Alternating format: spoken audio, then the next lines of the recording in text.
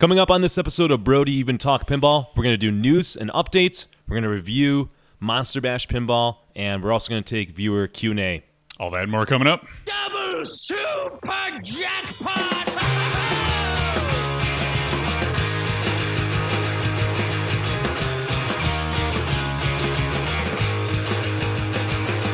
I need a ramp. I need a loop.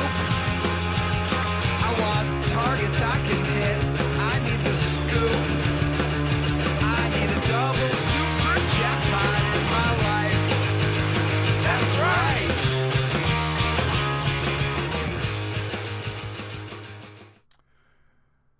Ladies and gentlemen, your hosts, Nick Lane and Kevin Manny of Buffalo Pinball. What's going on, everybody? It is Monday, November 27th. Actually, it's Tuesday. I lied. Liar. I don't even know what's going on. We're past Thanksgiving. I've got the holiday hangover from eating too much, of course, and Wait, who are you? Seeing too much you didn't family. say who you were. Yeah, so some people might know me as Nick Lane. I'm Kevin. And Manny. Kevin the deep voice Manny. That's right. He's the one with the deep voice. The That's deep when voice people guy. run into us like, Yeah. oh, he's the one with the deep voice. There you go. That's me. Yeah. Okay. He's got a much deeper voice. I can project here and there, but yeah. It's quite impressive. Thank you. I take pride in it. All right. Yeah, it's good to be back podcasting. It is. This is fun. And a lot has gone on and not a lot has gone on. So we're That's going to true. we're trying to sift through all that. Yeah. So I think enough just happens in pinball in a month to have a monthly podcast. I think so. I think when I look at the news and what we're going to talk about, it sort of reafirms that It's position. like, yeah, that's kind of news. This is kind of news. We kind of talked about that last month, but there's more to talk about now. So, yeah, I'm glad we're not doing this every week. Okay. I was also stalling a little bit while Kevin did some social media I tweeting. did. You're good? I tweeted. You We're feel good? We're posted. Yeah. All right. Well, let's jump into things. Let's do a partner thanks for the folks that help make this happen and keep us going. We're gonna do it from with the reverse order to mix it up. TiltCycle.com makes upcycled pinball and arcade art. That's Dan Burfield out in Pittsburgh, Pennsylvania. Good guy of the year. Actually won good guy of the year last year in Pittsburgh. I think he could do it again. Yeah. Coupon code Buffalo for 20% off. He loves Comic Sans and Papyrus. Those are his favorite fonts. He does. Too. Send him Yeah. some Comic Sans Yeah. in the mail. Like Comic Sans holiday cards. Yeah. Or pictures on social media. Yeah, he loves when you call him holiday cards. Okay. Pinball Arcade makes virtual recreations of real pinball machines. Pin City makes lighting kits for your pinball machine. Pinball machines, too. Yeah. For your pinballs. Pinballs. Yeah, don't call it When that. you have more than one. They're not pinballs. All right. Use coupon code Buffalo, 10% off. Community Beer Works. Community Beer Works is our favorite brewery in the Buffalo area. A lot of good breweries, a lot of good beer, but Community Beer Works has a soft spot in our heart. Also because they pay us money to say that.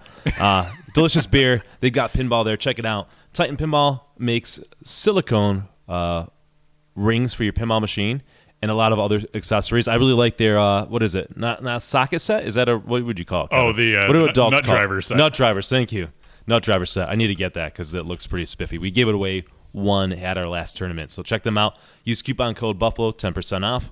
Jersey Jack Pinball. Does Jersey Jack need an introduction? I don't know. We're going to give one anyways. Yeah, they do. The most beautiful pinball machines on the planet. Use that tagline. You can have it. Yep. It's good marketing. God, I love my Pirates. I love my Pirates. Pirates. Yeah. Well, we gush over them every month. We could do some more share a love for that coming up in yeah. this. All right. Not crazy because we had a whole episode. I know. People want to probably shut up about it, but don't say I didn't warn you that it's awesome. I'm just covering my ass here. Pinball Life, pinballlife.com. Pinball parts, man. You've got a pinball machine.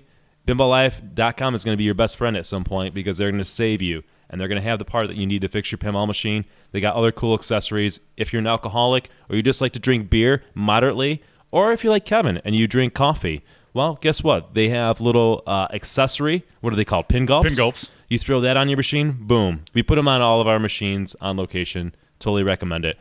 Double Danger. Before we move on, Pinball Life. I just ordered. They have the deluxe pin gulps now that pop off. Well, Kevin's a baller. When you're streaming and you're moving stuff in and out, you can pop it off. Or if you want to squeeze in between and work on your games, I just ordered one of those, and I got a bent plastic. So oh my God, Kevin just most recent Pinball Life. You know what I'm more doing. to come in the updates. Rich kid. All right, Double Danger, ddpinball.com.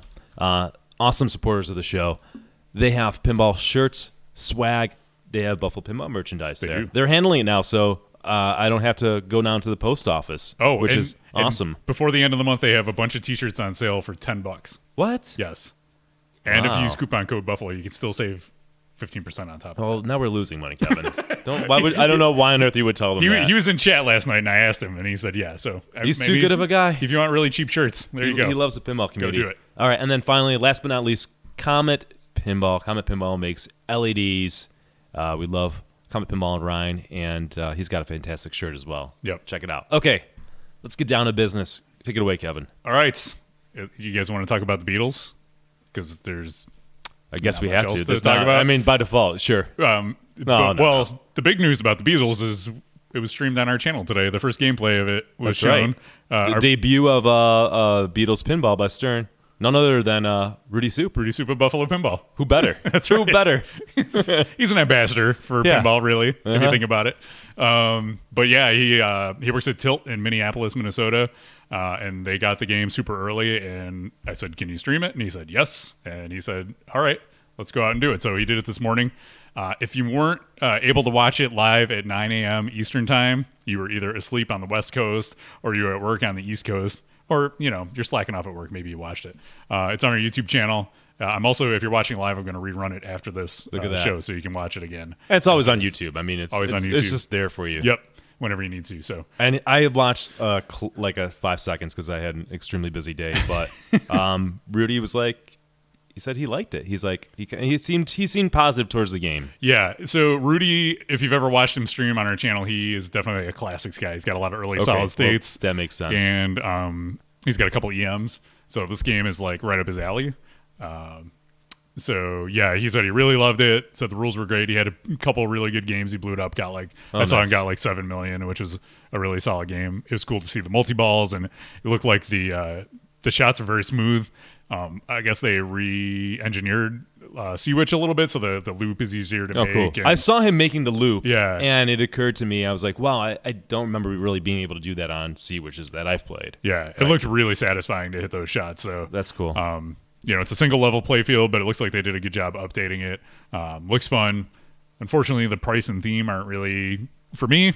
If this was like a $5,000 pro level game, then maybe I'd be considering it. Would you do? I mean, if it was a $5,000 game, but it was still the same design. I mean, it's not it's not modernized, right? Yeah. 'Cause, I mean, basically, what makes it not modernized is it's just a flat level game, right? There's no ramps, Right. There's no real toy. I know the disc spins. Yeah. I mean, you can argue that, And it's got some magnets. But with that said, would you be interested in the game for $5,000? Turn this as is. I don't know. It reminds me of TNA in that it seems like it's got more going on in it than TNA. There's actually like different modes and Okay. I don't know. TNA always seems like you're playing it in the same order. Well, it's a linear game, so yeah. At least this way in Beatles, it looked like you could mix it up and pick the mode you wanted to start with and things like Okay. that. So that would keep it a little fresher. So maybe Okay. make this Primus at $5,000 and maybe we're talking, because Primus is a theme I'd be more interested in. Yeah, it's kind of funny. I mean, Primus. Listen, I'm not a Primus fan, and I'm sure we'll get to that Mm-hmm. more. But I'm just surprised that they get the game with like the really, really old style pinball and really slow. Like, Yeah. how does that make sense, right? Like, It is does kinda backwards, yeah. Does it not make sense with the music and what's going on? You're just kind of dinking around, like, Mm-hmm. Yeah. you know, like I don't. And you're like, ding, ding, ding. Yeah, Yeah. I don't know. They're getting a lot of mileage out of that Wonelli Yeah. design. We'll get to more Primus coming up, but now we didn't know last month what the price was. Now we know that it's $8,000 for the gold version, which is the low end. Did they just version. release it today? No, it came out like a couple Okay. weeks ago, 8,000. but it was after our last podcast. And the platinum and diamond are based on market demand. You have to call. Oh, okay. They're Interesting. not like setting a price on those. So Weird. They're still making a limited run, though, right? Yeah. Of like, this is not a limited thing, no matter what. There's Yeah. only so many of each kind. the platinum or the diamond, there's 100. The platinum, there's 500, and the rest of the 1964 are gold. So that's the total run. Yeah, it's. I mean, I think we kind of talked about this before. it's hard for me to get excited about this game. I mean, again, I'm like you. I don't care about the theme of the Beatles. It's an older. I mean, it's an old school layout, right? That's been recycled. That's not necessarily a bad thing, but the price just makes it a non-starter with that. And like, God bless Stern. I mean, listen, I'm sure this is going to make them a lot of money from a business standpoint of making money. This is fine. This is this is good. I feel more. I feel some sympathy as a pinball fan and a consumer, especially those who maybe that's their dream theme, right? Right. And this is what their dream theme is. Right. It's overpriced for what it is and what you get in comparison to other games that have more going on in it, right? And it's sort of limited in the Beatles' career and early on in their career. So I don't know. I can't get too excited over it. Yeah. Watching Rudy play it got me excited to play it. It was a lot more interesting and fun looking than I was expecting. It seems like a game I would like to play on location or at somebody's house. Not one I would personally have in my collection, especially for that price. Sure. So you would happily let somebody else spend their hard-earned money on this overpriced game, so I can and you can enjoy it, play it. A handful of I got times. you. There you go. That's what a great way to say that. Nailed it. All right. I'll run through some of the other features. So each version has a different cabinet and backlash artwork. Each version has its own colored armor. Each version has art blades inside. Introductions by Ed Sullivan, custom speech and call-outs by the one and only Cousin Brucey, really resonating with today's youth. Simulator. Who's Cousin Brucey? He's like a radio guy who introduced them back in 1964 or something, I guess. And he did call-outs for the game. Okay. Rudy was talking to him all day today on the stream. Oh. Talking back to Cousin Brucey. So okay. All right. Well, simulated reels. It has separate bass and treble adjustment. CPU mounted line out. You want to bump the Beatles, man? External amplification. You can hook it up to external amplification and crank it. So there you go. If you wanted to have your mounted line out, and fade adjustment to control the front and bottom speaker output. So that's you can really interesting. Really tune this machine to sound the way you want it to. Okay. Interesting. Some interesting features there. Yeah. So there you go. That's the Beatles. Wildcat says Cousin Brucey interviewed them when they first came to the U.S. and introduced them when they played Shea Stadium. So there you go. There's your Cousin Brucey trivia for the day. Okay. All right. Anything else on Beatles before we move on? No? That's a no. All right. Let's talk about Primus. That's not Primus. Where's Primus? There it is. Primus. That was a surprise, right? Yeah. That was not anybody's radar that I know of. Yeah, no. Well, there was rumors. Okay. The surprise was that it was a Whoa Nelly retheme. So Primus has amazing artwork by Zombie Yeti and Zoltron. They've both done art for Primus in the past. And the cabinet is very green. If you're listening to this, you've probably seen photos, but if not, it's very green. It's got a very kind of colorful layout you would expect from Zombie Yeti. And if you're familiar with Primus at all, they have kind of very, way out there album art and concepts in their music. So it totally fits the band. It's like a time, they should have just done Time Fantasy, gotten that game and reskinned that game. Yeah, somebody else said it reminded of Time Fantasy. Yeah, totally. But artwork-wise, this game is beautiful. I'm a huge Zombie Yeti fan. Most pinball players and collectors are, as far as I know, but, knocked it out of the park on this one. You know what else occurred to me is that Zombie Yeti did artwork on 3 pinball machines this year. That's a lot. That's crazy. That's a lot. I wonder when the last time I think he's a little tired, right? Yeah, he's a little burned he probably out. needs a break. Yeah. Yeah, that's 3 pinball machines in 1 year. So Iron Maiden, Deadpool, and Primus now. Good for him, man. He's crushing it. Mm-hmm. So it is a Whoa Nelly Big Juicy Melons retheme. So if you've never played that, or it was then Pabst Can Crusher, which is now Primus. So they're definitely getting their mileage out of this out of this layout. And all I can say about Whoa Nelly is when it came out, I played it at, I don't know, it was like the Ohio show or something. I don't remember what show I played it at. I think it was. It was set on 5-ball, and by like ball 3, I was like, okay, I'm good. Yeah. I mean, it's like with Whoa Nelly in that style game, you could play a game, you could play 2, and then not once did I think, oh my God, this would be fun to own. Whereas there's classic games like early solid state, right? This is not an early solid state based game. Yeah. This is like a game from the early 60s kind of deal. Like 50s Continental Cafe was the game it was okay, originally there you based go. on, Even thank you for adding that. That's even farther back. Yeah. And there's a reason we're not making pinball machines like that anymore. Okay, Right. so let's do the math here. I don't know. I'm sort of again just something that I good on Stern. This should make them some money and keep them going, right? So Right. business wise, fantastic. As a pinball enthusiast consumer, could certainly care less about this and also not remotely get excited. Now, again, if they took like another classic Stern game, right? You know, so Beatles has Sea Witch. Let's say they take, I don't know, Kev, throw one at me. Stargazer. Stargazer. Okay, they took Stargazer, made Primus, made it more than just 100 units. I don't care about Primus. Now maybe I'm interested. And then priced it reasonably, Yeah. right? So what they're doing with this, there's 100 of the Primus machines that are going out there, and that's it. But Primus approached them, right? The band approached them. They basically contracted this out. It's not like Stern And that- decided to do this. That leads to a discussion I really wanted to have was like, let's talk about like this whole situation of these contract pinball machines and from Supreme to Pabst Blue Ribbon and now Primus. So these are companies kind of like Domino's too, coming to the manufacturer and saying, we want a pinball machine. And we're going to buy X amount and then we're going to sell them on our own. We're going to sell them, not you, because Primus is actually selling these, not Stern. You go to their website and buy them. So I guess in Stern's case, it's like they probably come to them and go, well, you can have this layout for this amount, this layout for that amount, and this layout for that amount.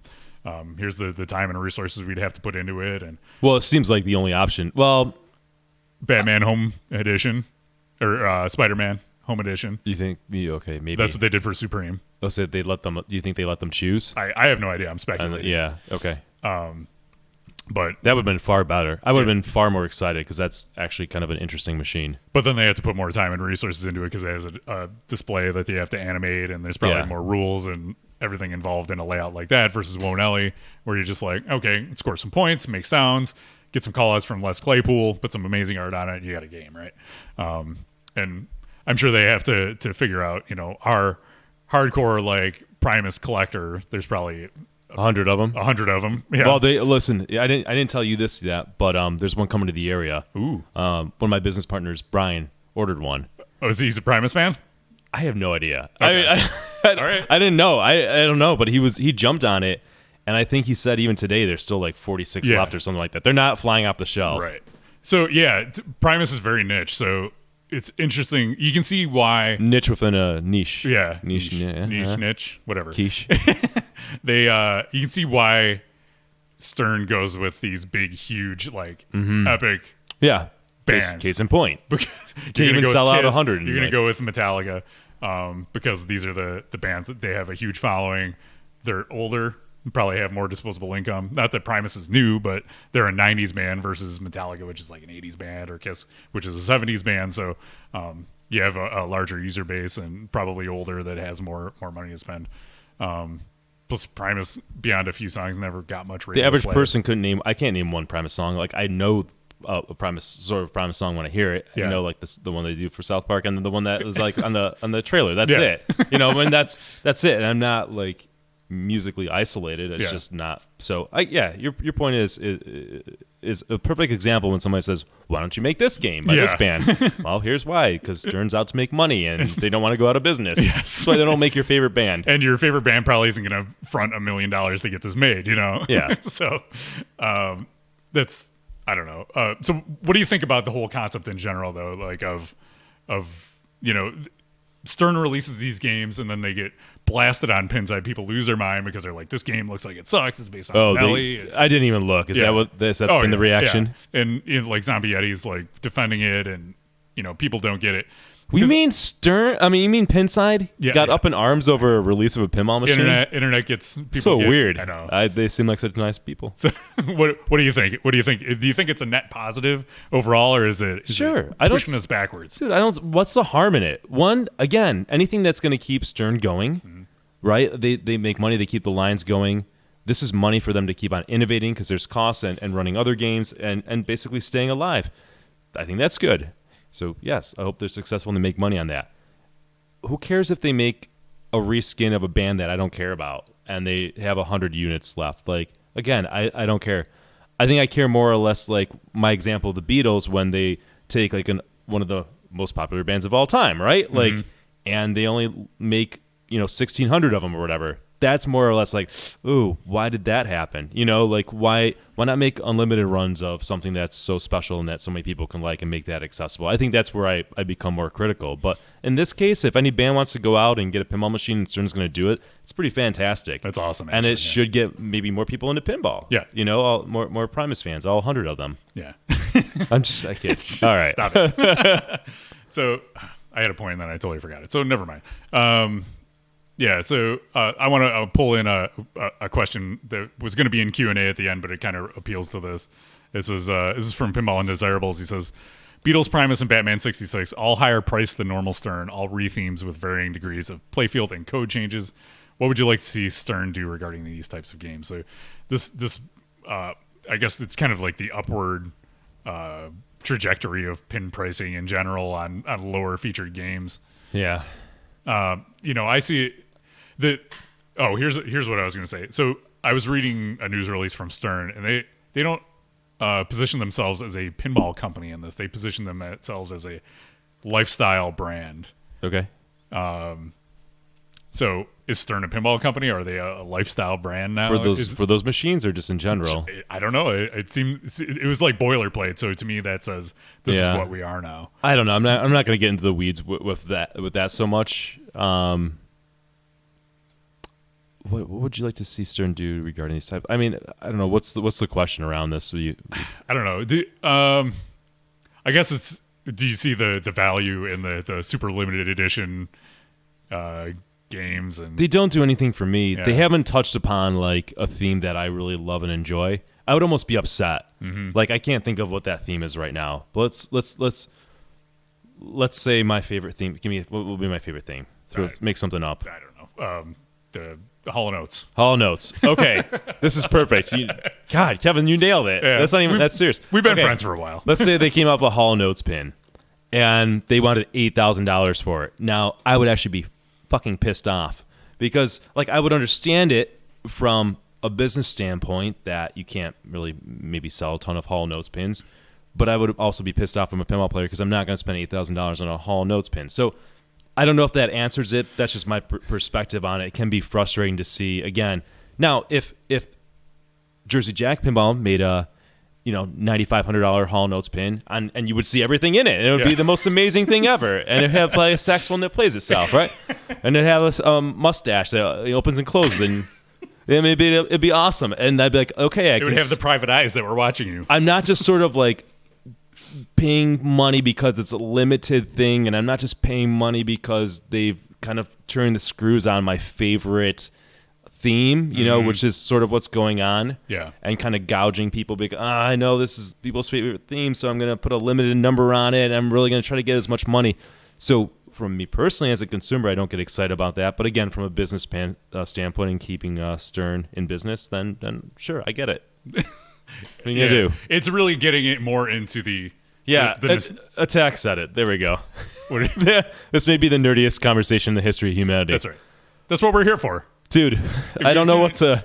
Super nerds. I don't know what to tell you. Hogbog plays sax. Can he play Sexy Sax Man song? Though? Oh, wow. Dude, Hogbog, Eric Minier, he does it all. He does it all. The bro lifts, designed my favorite pinball machine of all times. Not even 30 years old yet, is he? And he plays the saxophone. It's amazing. All right. Are you even a real person? This is amazing.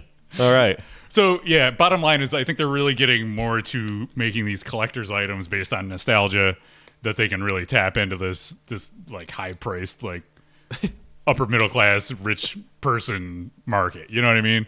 And there's a market for that, and Stern's a business, and they're out to make money, and they're doing it. So it's kind of stinks from a player perspective when a game comes out, and if it's something you really love, you not be able to afford it or don't see the value in it. But if it's something you don't care about, then why make a big stink on Pinside or Facebook? Just move on to the next game. Look forward to something that you're more interested in. I can't recall. I'm not a person who makes a stink on Facebook at all or forums. I don't know if there was a time in my life when I ever did, but it was very brief, and I can't even remember it. Yeah. I'm still surprised that people do that. Yeah. That's insane. When I make a stink, we buy expensive computer equipment, we get a following, we get cameras set up, and we do it like adults. All right. That's right. Anyways, Doomsue said the man-eater would have a gobble hole. So Oh, yeah. I blanked out while you were talking about 30 seconds because I was just thinking about that. Nice. And appreciate it. So thank you, Doomsue. All right. In chat. Yeah. All right. That is Primus and Beatles. All right, when we talked about that. All right, let's talk about some code updates. So Dialed In is up to 1.57. You guys streamed that on Bro last week. I had the beta code. Should I get the official code, or is it the same thing that's Same on thing, their website? same thing. Okay, I'm good then. What did you think of did you get to the new multi-ball or anything like that yet? I think I did it on stream. Okay. I can't remember. Well, you were babysitting all the kids by yourself, too. I swear to God, I'm losing my mind. I got a lot going on, and I was babysitting. But I love it. I mean, that game was so awesome to begin with. But one thing that was sort of obvious in the beginning is that they have the theater shots, and they're sort of just there, and you can easily get some points from them. Yeah, you can kind of get points if you want to shoot the theater for fun, but it wasn't really worth in the grand scheme of thing. Now it is. Yeah. Which is super cool. So all those things that appear in the theater after you collect them all, there's like 4 of them. Yeah, 4 things. You got to get 2 of each for the first multi-ball. Yeah. So there's like the spider, there's the drones. drone, there's the electricity Kilowatts. thing. Yeah, kilowatts, and then What's the other one? the subway. Oh, yeah. Yeah, we're the back trains. to the train bash. Yeah. And then like it's cool, like, you know, they'll like if you get the spider enough times, they'll put a spinner in there, which was Yep. always in there. But now, like, if you do more spins on it and do well in collecting it, that makes that multi-ball that you eventually get more valuable. So there's good, legitimate reasons to hit those shots now. I think I need to learn more about it. Like the skill shots, I've always ignored because I have not cared. But maybe that makes a skill shot like more strategic in what you It pick. does. And I watched JJP live stream it, and they were all going for the skill shots because that builds into the value of that multi-ball somehow. I don't know the intricacies of it, but they said Yeah. always go for the skill shots now. I just am happy to hit the skill shot. Like I always go for a skill shot, but I never was picky about which one. So maybe that's Right. changed. Yeah. But there's other little nice touches in the game too. Yep. Also in the Jersey Jack family, Hobbit is up to 3.0. Dude, I've streamed it. Easily the most cinematic, adventurous game ever. Like I played it today before you came over, and I played a mode. I've played this game for hours already, and I played a mode I had never played before. I was like, this is cool. It's so wide as far as like the things you do and starting the modes, and it's like, oh, here's this mode where I have to hit these 2 guys up here, and I don't know. And the choreography is next level. Highly recommend it. That game when it came out, it definitely suffered from multi-ball fatigue, where it was like, oh, I just had multi-ball after multi-ball. Did after they multi-ball. cut down on that? And what I did was they added an option in the settings to, so you don't stack the Beast and the Smaug multi-ball. What's default now? It's with it, so you can stack them. But I So turned that default off. is stacking. So Right. okay, so most people. If you play it on location, it's probably still going to do that. I think they should just shut out by default. I'm with you on that. When you told me they got rid of that, I was like, that made sense Yeah. because you can kind of go through multi-ball overload on that game, which is exciting. Don't get me wrong, Yeah. but like, there's so many modes in it. You want to have like good single ball moments, right? And when I get Smaug going, I want to battle Smaug and defeat him and do that thing. Yeah. And I don't want Beast getting in the way of that. They get in the way. They play defense, which they shouldn't be playing defense when you're trying to kill Smog. That's not happening. It's right? not happening. And I beat Smaug twice on stream last week, so Okay, yes, that's cool. it's amazing moments. Love that game. It's a nice line up 3.0. your house. Yeah, Like, what it does is it tells me that like when I invest in a Jersey Jack game, like it's going to get to that level because they did it with Waz, they did it with Hobbit, they're doing it with Dialed In, and I'm sure Pirates is going to get there too. Yeah, I want to know. I wish Eric would tell us what he's got lined up for Pirates because I want to hear some of the more cool things because it's already got a lot of cool things. in it. There's a question coming up like from in Q&A about Pirates and what we want to see in codes, but we can talk about that later. And If you want to tease us with some upcoming features, by all means. So I was playing Pirates because now here's my game room update. Right, I don't even see that in there. it's there. You're down here at the bottom.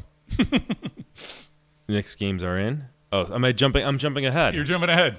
Don't do. We're talking about. We've got a code updates. plan. We're professionals. This is where we are, right? Yeah. Okay. All right. Metallica is at 1.8. It was your job to come here to be prepared to talk about Metallica. 1.8. I had no time. I was home visiting my family and busy, so I haven't updated yet. No. Yep. But Skip Natty streamed it. I watched him stream it, and there's a lot of little adjustments. Like I want to say 12 items to get to crank it up the first time instead of 15. Instead of 15, so think about that. So there's 3 less for each thing, and there's 4 things. So that's 12 less shots you got to hit to get to each crank it up. Yep. That's a big deal. Yeah.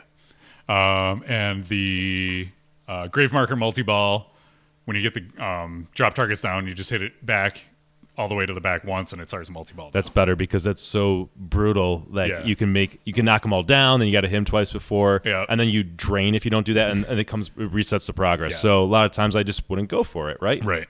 So I could see myself going Sparky first, and then once I play Sparky, go for the risk. Yeah. Especially on ball 3, it's like you might as well go for that. Good. And then Batman 66.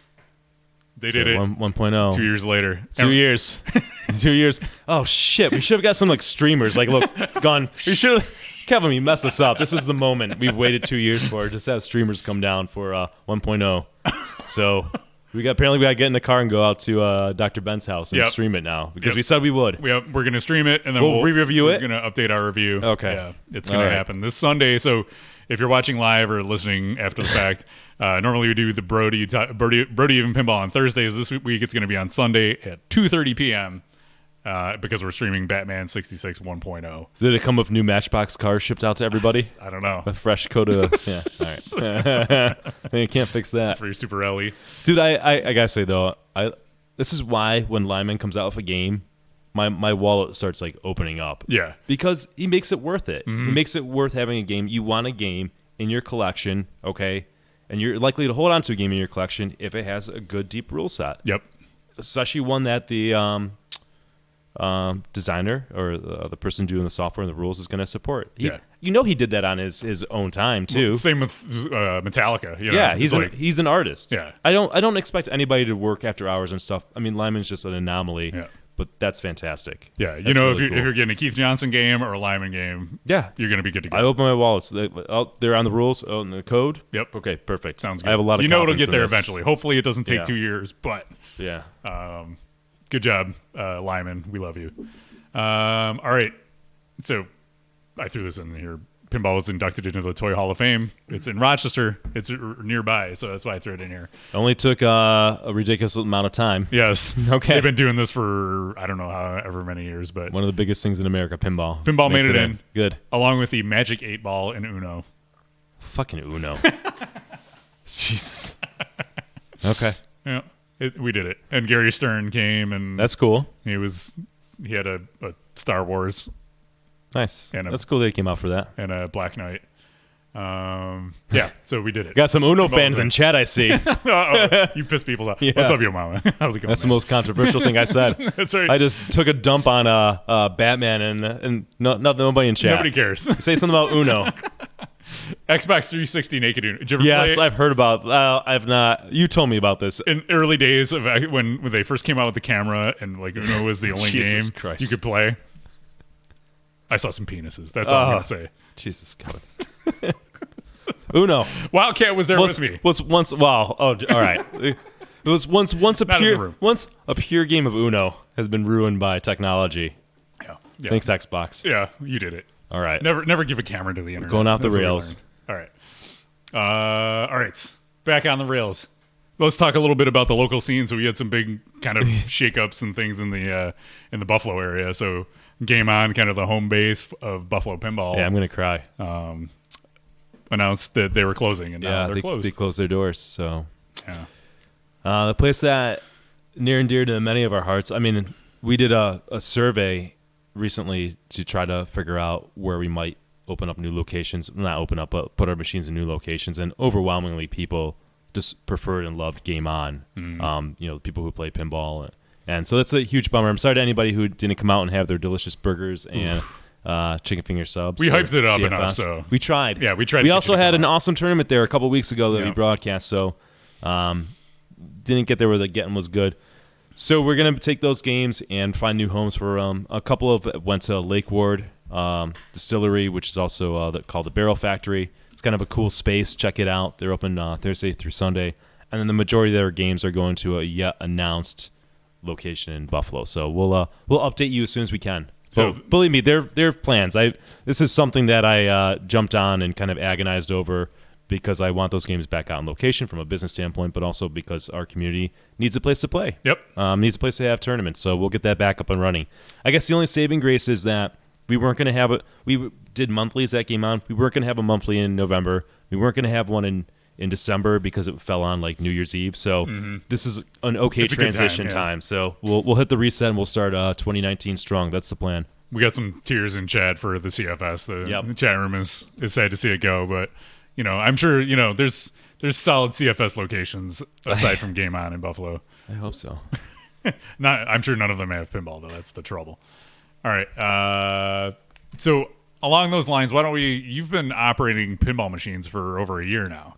I thought it might be interesting to kind of reflect on that and talk a little bit about your experience in that, what it's been like, ups and downs, unexpected things. What do you think? So, all right. So you just told me before the podcast I'm talking about this. So I'll let you ask me some. So it's been about a year and a half. It'll be 2 years in May. So where would you like me to begin? You can ask a couple of questions. Yeah. So just, you've been doing it for a year. Like, is it what you expected? I don't know. I think we've exceeded our expectations because at first we were thinking about like putting 4 games in like one location. And one of our partners is just like, he wants to go to the moon, right? So he's always like trying to like do more and push us to do more, which is awesome. So now we have, I don't even know, like 8 or 9 locations, something like hovering around there. Mm-hmm. So certainly more locations than I thought we would have, which is great. And it's very satisfying to see like Buffalo become a legit pinball city. Yeah. Like some of the great cities out there that have a lot of pinballs on location, starting to see that. So really satisfied with that. So what do you see as like some of the obstacles to growing more? Like what have been some of the biggest challenges for you guys? The funny, when we first go to a place, the funny challenge is like nobody says like pinball, I don't want pinball, or like I don't know. It's mostly like, where am I going to put it? And finding room and carving room out for it. And then typically we get one game in there, they want more instantly. So it's been good, and it's always like seems to be well received. We only had really one location that didn't perform right, and we had to basically we're taking the games out from that location. Mm-hmm. But it's the location that came to us, so I never really knew or had on my radar as doing great, but we were happy to try it there. But all the other locations have been great, and it's not making us rich by any way, shape, or form. I've not made any money. I've not gotten back my original investment yet. But right now we're just kind of reinvesting into the business, buying more machines, and we've been focusing now on buying like all new games, and we basically get all Stearns because the price is right from a business operating standpoint. And for the most part, they hold up, mm-hmm. right? Versus getting a game from the 90s. I mean, I know there's people that want us to have a game like, oh, can you guys get Congo? Listen, I would love to have Congo out in location, but there's just more points of failure in a game like that. That's 25, 30 years old. So we've moved to that direction. I think when we first started out, we were just kind of put any game in there we can get our hands on. But now as like money's coming in, we're able to upgrade our games. So if you see any older games out there, we're upgrading them or getting rid of classics and things like that. Yeah, because it's just too much time and effort to maintain them. And yeah, it's hard for you guys because you've got a couple techs that have to cover all this area, right? And then, so if a game is down, your guys have to get out there and cover it. And in the meantime, the games might not be working properly, and the customers don't like that. So it's just like a no-win situation. Yeah, and you see things differently as an operator. So like, you can sort of rag on Stern for not having great toys or complex toys, but from an operating standpoint, I mean, it's kind of funny. It's like they're making these games for operators and not the home collectors, even though they've moved to the home collector market. Yeah. Because there's what is there to break on some of these games? It's funny. Yeah. On Star Wars, I would say make that joke, but the TIE Fighter broke off. So I don't know. But look at something like Iron Maiden. There's really nothing to break on a pro. Yeah, on that we had maybe the ball getting stuck or hung up on the back, I mean these are not major problems. So they've been great to operate. Yeah, and that's the point, right? So we get some questions in the chat. So RLM wants to know about like insurance and damage. Have you ever Sure. had any problems with that? So thankfully, no machine. People have been respectful. No machines have been damaged. Although I lost my shit in October when we had our monthly because some jackass came in and was jacking up the games, like jacking up the front of the games. He was leveling them. He was leveling because the idiot looked at like the bubble Yeah. and thought, oh, it's not level. Dude, let me tell you, you set the pitch the way you want it, okay? Most games, you have a lot of flexibility in the way you set the pitch. Yeah. So what this guy did is, because you can't really level the playfield unless you have a leveler and you actually put on the playfield, he jacked it up, but now the games weren't level. So games were throwing curveballs, right? Which screws up everybody else and pisses everybody else off. He did it again, I guess, because when we packed up Deadpool from Game On, John sent a picture. John's one of the business partners, and he's like, the jackass was back, and he like... And that's the only like thing that makes me kind of lose my shit, because I really care about the quality of how a game plays and if it's leveled. I mean, anybody who likes pinball and knows pinball and goes out and play in public, what drives you crazy when you have a game that's not working or it's filthy or it's not playing right. So thankfully that's the biggest complaint or problem we've had. But no, it's been great. We have insurance on our games. I think we at least have like $20,000. We might have bumped up to like $40,000 to cover that, but it's been a non-issue. Knock on wood. Rich kids. So yeah, I mentioned that when we were talking about like some of the games that Masuda chows and things like that. As like I see that as the competitive advantage that you guys have, is that your games, when people go in and they see the Buffalo Pinball logo on a machine, they're going to know it's clean, it plays well. I mean, every machine's going to have problems now and then, but for the most part, things are good. So that's kind of the benefit of the hobby operator, right? Yeah, absolutely. You know what to expect. If you walked in there, you would want to play a game that plays as close as the one that you have at your house, right? Yeah, that's like the lens that I view everything through, and our business partners are all collectors, so they view that through. So we had we were in a business call, and we were talking about Walking Dead, which is at Masuda's. Mm-hmm. So this is near and dear to you. Yeah. Walking Dead, we bought that used, and it needed a little love. Like, our games are gone through when we buy them used, and we do a great job. That game's been having some issues, so we're like, well, what do we do with that game? Here's the interesting thing. At Masuda Chow's, people just they're not players. They just throw money into the games regardless. Here's a true story. Walking Dead was off, and people were just walking up and putting money into it. It was making more money than some games at other locations that are on all day. So, not to get into the operator mentality, but we're like, should we pull it out and put another game in there? And then we're like, well, any game we put in there makes money. It doesn't matter what we put in there. Uh-huh. So we're going to try to fix that problem on site and then eventually maybe move it out, but we're sort of band-aiding it. That's like the one game that we've really lacked any kind of standard on. And with that, it's like the game works. We did a flipper rebuild, so they're strong. Mm-hmm. It's just like there's something with that game where it's not like the playfield's not sitting right, so the ball doesn't launch cleanly into the playing field. Okay, it's like a more of a minor nuisance than a game ruiner, but players will complain to us about. And it's like, listen, that's the one game where give me some leeway with this. It's just an interesting place. Yeah, for sure. So Nitrox says, I started to operate some machines back at home, and I am surprised how CoinMechs are still so back in the 90s. You need a comport to manage. Any recommendation on CoinMechs? Dude, I'm glad you brought up CoinMechs, because I was saying I didn't have many complaints. That's the worst. Masuda Chow's is another place. Well, here's if you want to see an interesting study in human behavior and just people's kind of lack of awareness on pinball machines. And again, a lot of people are probably in their early 20s, right? They didn't grow up like you're 40. I'm getting up there. There's a change machine, so they'll walk over to the change machine, put $1 into it, and then walk over and put the quarters in the game. Well, the games all have dollar bill mechs, so they're taking this extra step and not even figuring out dollar bill mechs, let alone we have a pay range app that you can pay with your phone. Mm-hmm. But when I'm there, the biggest issue is people will jam, like, I'm not even kidding. I mean, like 12 quarters are jammed in a coin mech, one single coin mech. I don't even know how they do it. Like, it's like they get stuck and they'll just try to force more in there. I'm going to play, and I'm not going to try the other coin slot. It happens all the time. Like, it's mind-blowingly dumb. Mm-hmm. And, like, the other one's working next to it, right, in the same machine. Mm-hmm. So you're just like, what the fuck is going on? You can't, like, you see that behavior and just like, oh, man, these people will never just even understand, like, a skill shot. Like, like this. Yeah. We're, like, it's just when we talk about the challenges of pinball and getting people interested in pinball, you can go there and feel absolutely hopeless. Yeah. I mean, I got to get out of that before too long. And I obviously, when I'm there, I try to help people and show them. But yeah, there's a lot of just no awareness around how to start a game, how to coin a game up, how much money to put in a game, how much a game costs. Nobody knows that you can play multiplayer. Nobody knows Nobody knows that. No. Nobody even does the fucking deals. That's why I love that place, man. I love that place from a business standpoint. We have you get, what is it? 3 plays for $2. Three games for $2. Yeah. Somebody will put in $1 and play. And then the guy, like we were talking about this the other day, then the guy will move aside and let his girlfriend, he'll put $1 and let his girlfriend play a game. It's just great. I love this place, man. Thank you. We'll do this all day. All day.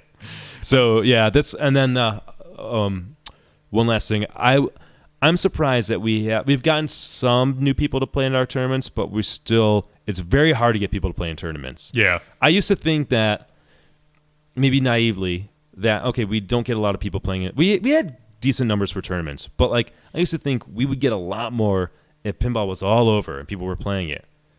That's not really happened. No. People are very intimidated by tournaments, so it's not just access to a machine. It's that's another discussion. Yeah, it's like getting people over the quote unquote fear, and we've talked about how it's very much hand holding and I don't know. It's first you get them to play in a split flipper tournament, and then you get them to play in a casual thing, and it's here's a B division, maybe you can do that with your buddies, and I don't know. It's very easing them into the process. We do better with. So somebody asked about league. So Team League is good. Yep. People will play in Team League, and then some people kind of from Team League cross into the more serious tournaments. But Team League is good. I think if you do a Team League like that, you'll be better. I think maybe charity tournaments we would get more split flipper. Yeah. Summer, who does the women's tournaments and leagues, they had been having good turnouts. Yeah. But the people who play in the women's leagues, they'll never play in the quote unquote Buffalo Pinball real tournaments, right? Yeah. The ones for the IFPA. Everybody points. Everybody, any gender can play in it, Yes. right? So there's just that level of intimidation when it comes to tournaments, and I know she's frustrated by it because she's a tournament player. She would like to see more access, but that's just a hang up for people. Yeah. I don't know. So, all right. Let's see. Doomsu says, I've never seen a pinball machine that it takes bills. When did they start doing that? So that's something you guys add. Probably the 90s. Yeah. I mean, that's probably been going on for 20 years. Yeah, but you have to add them. They don't come out of the box. Yeah, that's right. You got to put them on, but I highly recommend them because quarters suck, and those dollar bill things never get jammed. Yeah. And then we also have pay range on it, so you can coin it up with your cell phone because we're really fancy. Ooh, super fancy. And the cool thing about pay range is once you teach people that, they're hooked. Oh, yeah. They're hooked. And It's you're not even spending money. You're just pushing buttons on your phone. I'm a huge proponent of pay range because, exactly, Kevin just nailed it. Psychologically, you don't feel like you're spending money. You're pushing buttons on your thing, and you credit up another minimum of $5. Most people probably get $25. And you're just swiping your money away rather than digging money in your pocket or seeing what's available. So Right. pay range is awesome, but again, it's hand holding. You got to teach somebody about pay range. RLM wants to know what cut pay range takes. Pay range takes 4%. And then the units cost, I think when we started buying them, they were $99. They might have gone up to $150. We haven't bought them recently. Yeah. We've taken them out on some locations because some location like Ebenezer Ale House, Nobody never uses used. Okay. Game On, where people are tech savvy. There's not a lot of, quarters, or the owners were always there encouraging people to use pay range. Phenomenal there. Yeah. Everybody was using pay range. Do you have a rule book? How often do you do maintenance and what exactly? Do you do it after a certain number of games, or what's your maintenance routine, I guess?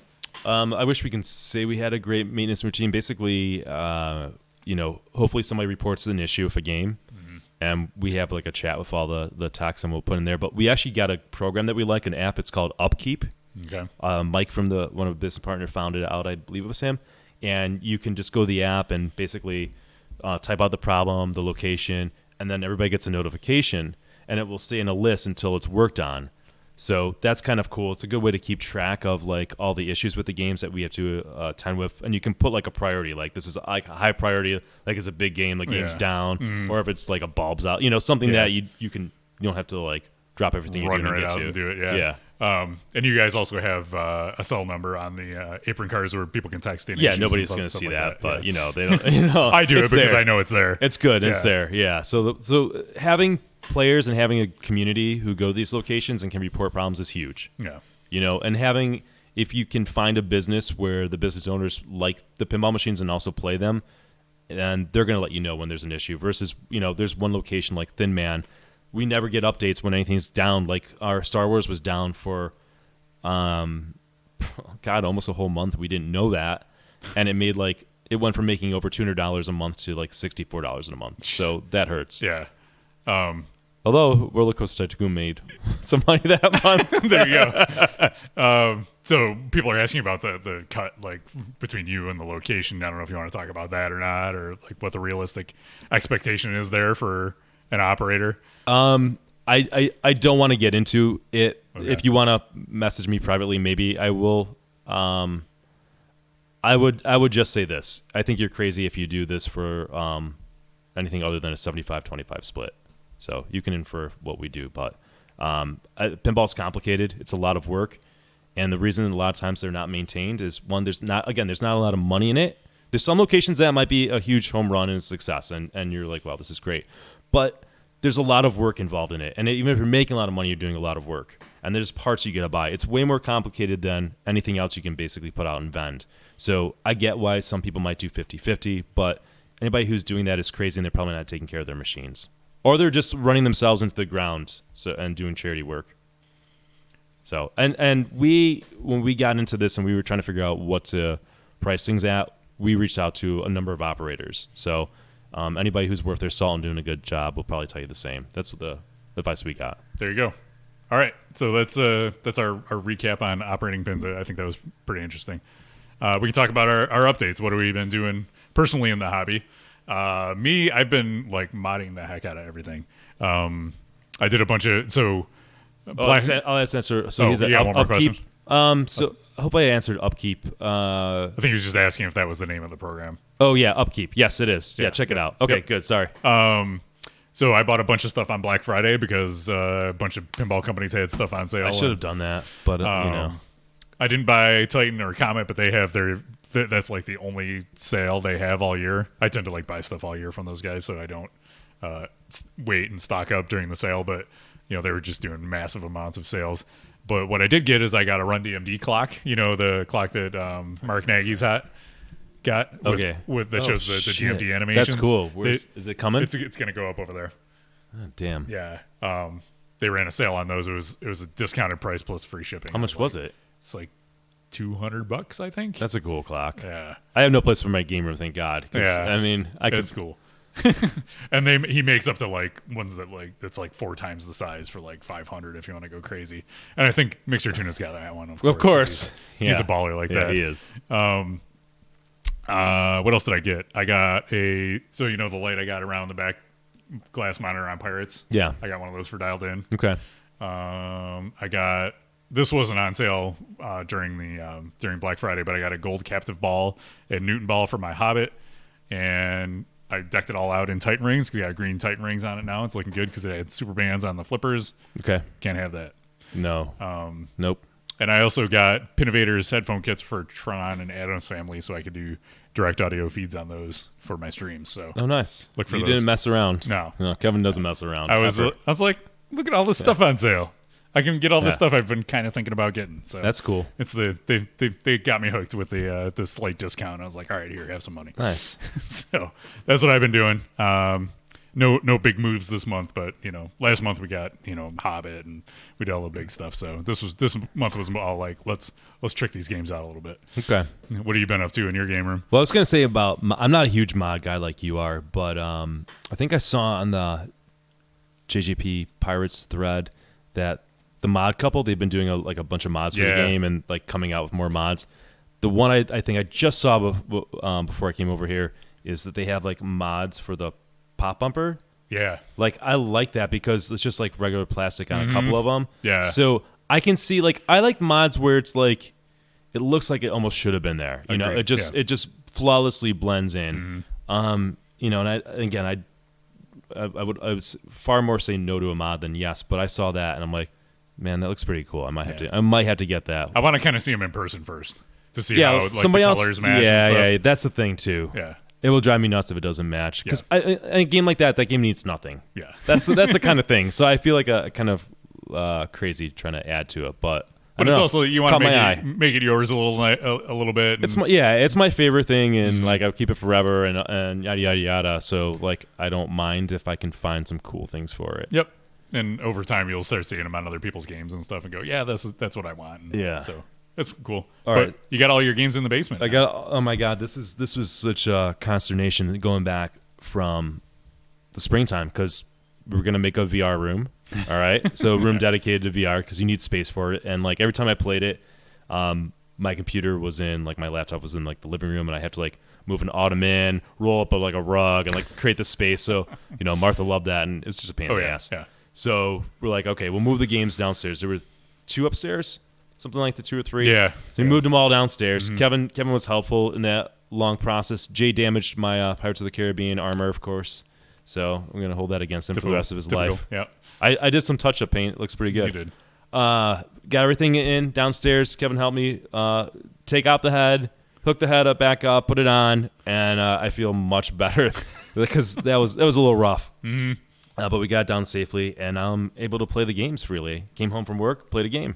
Look at that. I didn't get a chance to play for a number of days because I was home visiting my family, and I love that game, man. It's so cool. Like now that I can really spend time with it too, like the ship movement. So you guys might know this, but like the ship, like starts rocking more throughout the game, which is I think is super cool. And Eric was kind of talking to me about it, but like it starts off like a very basic motion, like when the game starts up. But then like when you get on the ship, what you do is like you hit the spinners, and that's like quote unquote raising the sails, and then it will start like moving more. Like that's like they didn't have to do that. Like just a moving playfield back and forth. They could have just constantly just moved back and forth, and everybody would have thought that was cool. But they think at a deeper level, and they're like, all right, so as you raise the sails or as you're progressing on your journey, now the ship's going to move a lot more. Like, holy fuck. You've just taken the next level to the next level. So I'm finding out things about the game that I didn't know before, and just I love that. I love learning about it. That's cool. And I got my VR room up and running. Put new like floorboard in, or it's those foam pads. Oh yeah, the interlocking. I saw foam some pads. of those. I haven't seen the finished product yet. Oh, I'll take a picture next time. Yeah, and we'll show the chat because it's not a stream or a podcast if we don't talk about VR a little bit. We should, we did a video a couple years ago of our game rooms. Oh, game room updates. We should do a new one because your game room has changed out a lot. Especially you get your clock and you got all the new JGP lineup. There's no Street Fighter 2 in here anymore. Yeah, we'll do a new video, and then because I got new games and my basement is all decked out in games now. There's 13 down there. It's absolutely packed to the brim. But yeah, I got my VR room. It's really cool. I can play VR and not move things around. So. Got a monster PC, I think I said last time. So I was going to ask you about the monster PC. Is it in there now? It looks beautiful, man. Is it? It looks great. Looks great. I ordered myself because I'm nuts. Another VR headset, so I can like when I play VR games where you like work out. So if it gets like sweaty and messed up, I don't care. Okay. Right? It's all just good. Yeah, everybody needs a workout VR. I got issues. I don't hide from them though. I will say though, since we're talking VR, I've been playing some VR myself. Yeah, I got Beat Saber for PSVR. Good choice. And Super Hot. Yeah, it's super funny because I messaged Kevin yesterday. I was like, "Have you ever played the game Super Hot?" You're like, "I was streaming it yesterday." I was just playing it last night. I was like, I just got it. I was just playing it last night. The game's it's the hive mind. The game's been out for like at least on PC since 2017. While, but they had it on sale on the PlayStation Store, and Tuna and I were shopping together. And I was like, cute. "Have you played that?" And he said, "I don't remember if he did or not." I was like, "I've been wanting this. I should grab it." So I finally played it. So yeah, it's a good work if you want a nerd workout that keeps you entertained. It's light workout. Get some VR, but it's Oh yeah. VR is like a great like nerd workout. Yeah. Like it tricks you into working out. Yeah. It's like the perfect. I'm like, wait, I'm sweating. What? This is not supposed to happen. What? Did I just work out? What the fuck happened? Trick me. Oh my god. It's great. It is. Might actually be in shape if this came out like 20 years ago. Where was this all my life, Yeah. That Super Hot's a good game, so recommend it. And Beat Saber. Everybody loves Beat Saber. Yeah. Beat Saber is like the ultimate like intro game, like especially if you put it on the mode where it's just like you slash the things in whatever order. Yeah, just like hit the things, and it's like, oh my god! I saw you showed me a video of Martha playing. There's some good Martha video playing Beat Saber. Yeah, she gets intense. No, Martha. No. Yeah, never. All right. Anything else for your game room update? I think I'm good. I think that's really really good. All right, is it time for a review? It's time for a review. We're going to talk about to set this up, we every month or whenever we do a podcast, we have our subscribers on Twitch and our Patreon backers have the option to vote on, like, typically Nick and I will talk over what games we want to review. So this month we threw out Total Nuclear Annihilation, Deadpool, and Monster Bash. And it was a tie between all three. And then I sent out a message to all of our subs through Twitch, and then Monster Bash just blew up and went way ahead. So yeah, I don't think I put Monster Bash as an option in the Patreon one. Come to think, so they were choosing between Deadpool and TNA. But it doesn't matter. Yeah. Monster Bash won overwhelmingly. Yeah. So whatever. Either way. So with that, let's get into it. Yeah, Bridge Girl Doom Cell.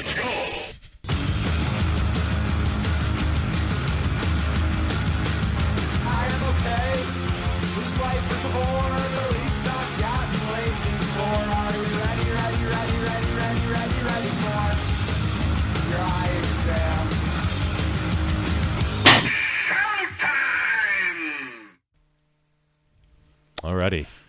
So I think this is I just want to. So somebody in chat said Deadpool code isn't ready for review. Here's the policy. We're not doing Deadpool tonight. It doesn't matter. So Deadpool just escaped. Deadpool got really lucky. Yeah, it did. Listen, if a game is released for commercial consumer consumption, it is absolutely fair game to review it. There's any product that comes out, any video game that's released, no one's like, it's not ready for review.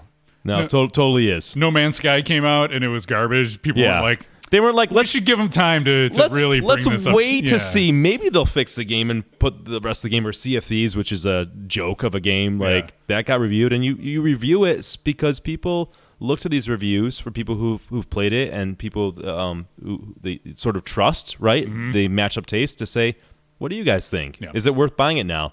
And a lot of times we'll be as honest as possible. Here's what we like and here's what we don't. But maybe wait until they fix these things. Yeah. And it puts pressure on the company to actually release games that are completed. And hopefully they sell enough of the games to eventually update the code. Yeah. WrestleMania. That's our disclaimer we'll have to probably give every time. But hopefully that helps you understand. Okay, let's Monster Bash. The good news is code is done. We don't have to talk about old rules because this is an old game with updated rules. So let's talk about Monster Bash. It was released in 1998 originally by Williams, designed by George Gomez, art by Kevin O'Connor, and music by Vince Pontarelli, and software by Lyman F. Sheets Jr. He comes up again. He's been at it for a long time. So this is one of his earlier games. But let's talk about Monster Bash. Let's start with the art. Let me dig through to the photos here, and we can talk about it. Boop, boop, boop, boop, boop. We're almost there. Look at that. Boom. That's great art. All right. That's how you do art in a pinball machine. Look at that. That just screams fun. Kevin O'Connor, you did it. Yep, nailed it. So that's the back glass cabinet. Looks great. That's actually the updated version from Chicago Coin. They just re-released this game, and so they're making more of them because it's a great game and there's demand for them even after all these years. What's not to like about the art? It's got all the Universal monsters, great colors, blues and greens. Fan of blue. Big fan of blue. Likes the blues.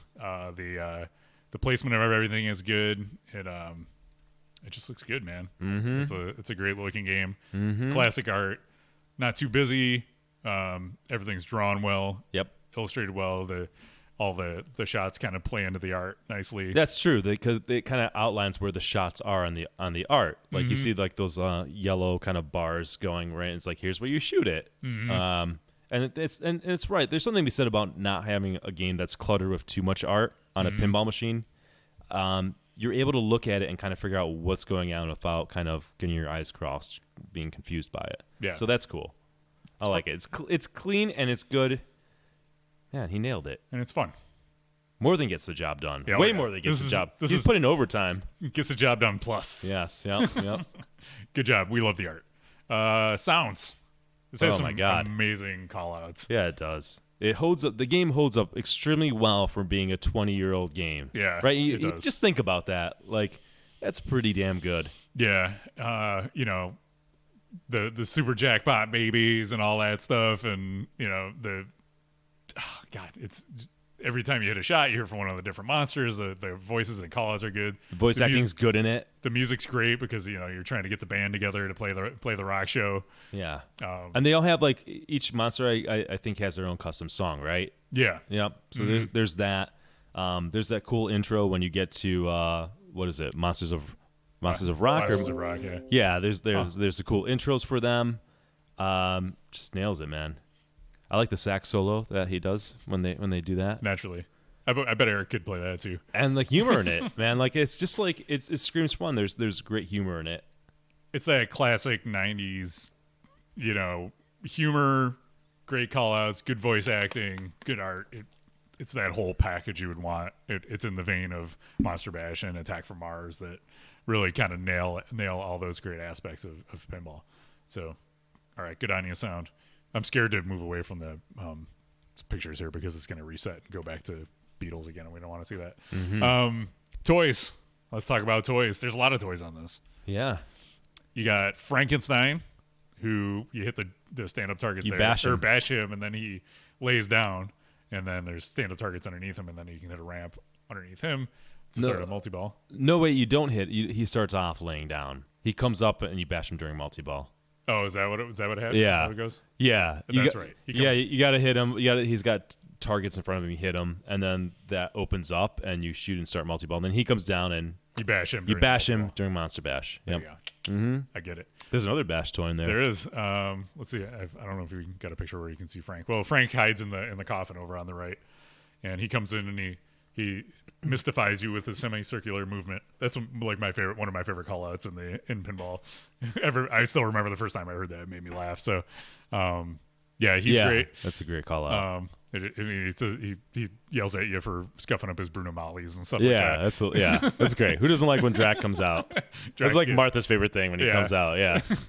So he's funny. Moves around. You can bash him too. The mummy. Does the mummy open up his coffin? Yeah, and it opens up. Yeah.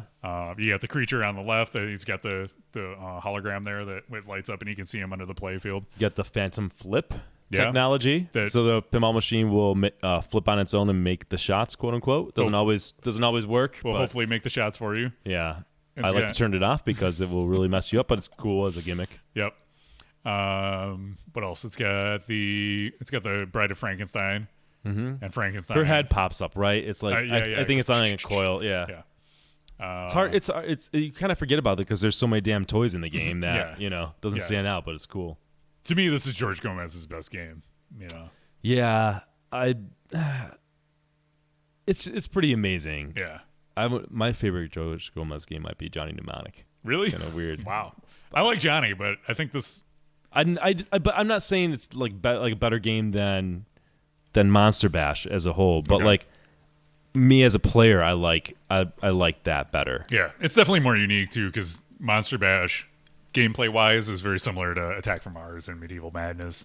In that you got your shot, you hit it a couple times. And then they got the fan layout and stuff. Like, I mean, this is easily one of the best games that you can show somebody who's like, "What's pinball?" Mm-hmm. Right? Like, it's got to be universally loved by somebody who's just being introduced to the hobby, and people who have been in the hobby for a long time. Obviously, this is one of their favorite games as well. So it's got that kind of universal appeal to it. Yeah, it's one of no pun intended, right?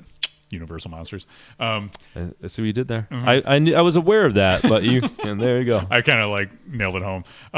But this is one of the games I remember playing on Pinball Arcade kind of early on into my deep dive into pinball and figuring out the rules and just being entertained by the game and it being easy enough to figure out. It's like, ooh, I got that monster and now he's lit up on the playfield. I should probably try to get the other monsters and see what happens and get the whole band together, and then you start Monster Bash and you're like, oh, I did the thing. So yeah, I remember this again when I was first getting into pinball. This was like one of the games that it just immediately attracted to, immediately loved playing, thought the world of it. Right, it's just so much fun.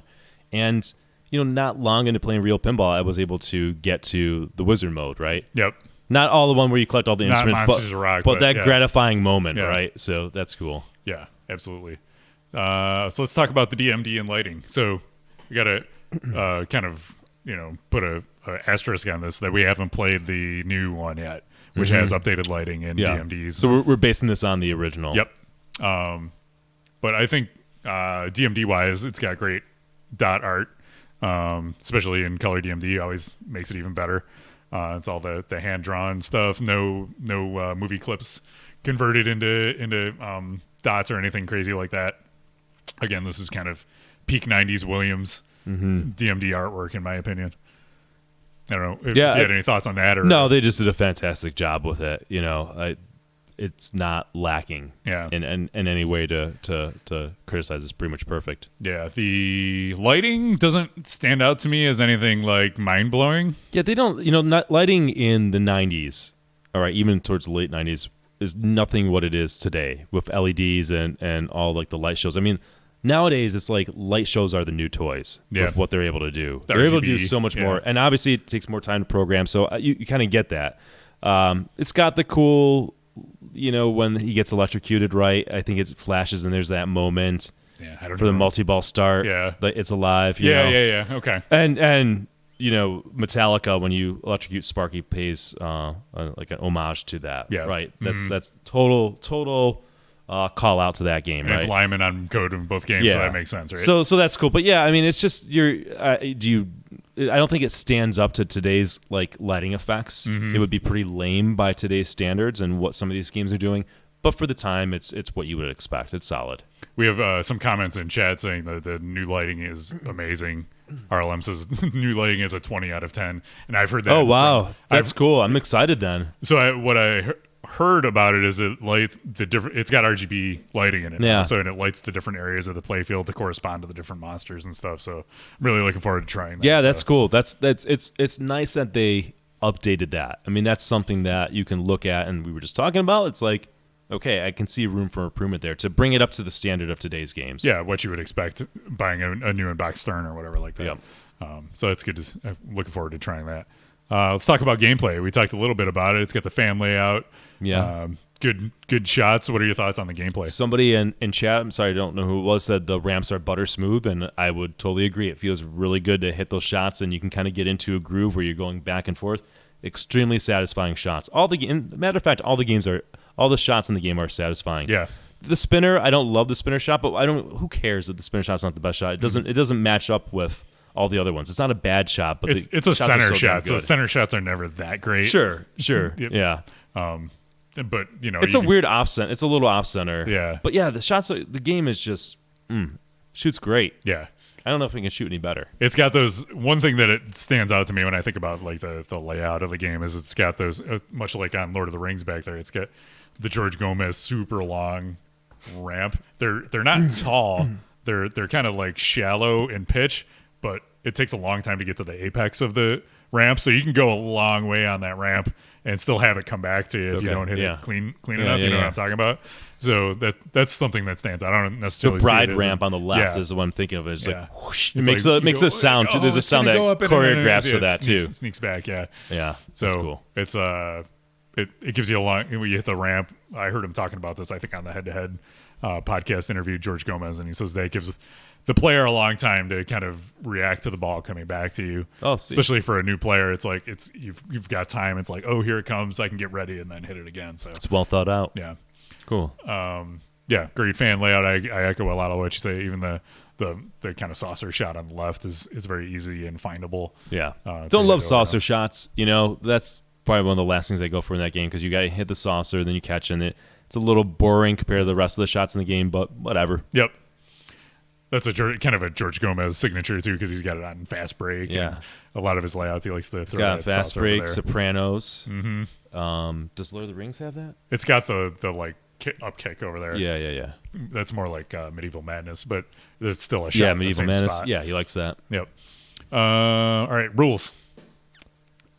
We talked a little bit about it, but it's.